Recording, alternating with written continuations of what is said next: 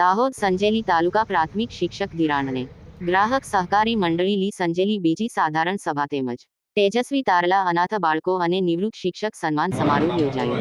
મળતી માહિતી મુજબ સંજેલી તાલુકામાં આવેલ સંજેલી તાલુકા પ્રાથમિક શિક્ષક ધિરાણ અને ગ્રાહક સહકારી મંડળી લી સંજેલી ની બીજી વાર્ષિક સાધારણ સભા યોજવામાં આવી હતી.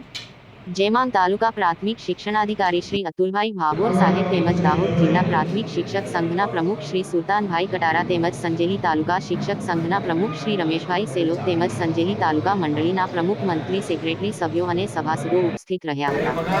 મહાવરોને હસ્તે દીપ પ્રગટાવીને સભાની શરૂઆત કરવામાં આવી. બાળાઓ દ્વારા સ્વાગત દીપ પ્રજ્વલન કરવામાં આવ્યું.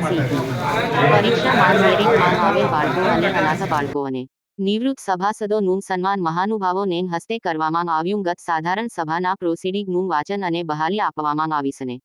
2023-24 ના વર્ષના તારીખ અહેવાલ નફા તોટા પત્રક અને સર્વેયા પર વિચારણા કરી મંજૂરી સભાસદોની સર્વાનુમતે મંજૂરી આપવામાં આવી. સન 2023-24 ના વર્ષ માંગ વ્યવસ્થાપ કમિટીએ ફાળવેલ નફાને મંજૂરી આપવામાં આવી. આગામી વર્ષ માટે ચેરમેન અને વ્યવસ્થાપ કમિટીને સર્વાનુમતે બહાલી આપવામાં આવી. પેટા કાયદામાં સુધારા કરવામાં આવ્યા. લોન ધિરાણ બચત અને વસૂલાત બાબતે ચર્ચા વિચારણા કરી યોગ્ય નિર્ણય લેવામાં આવ્યો.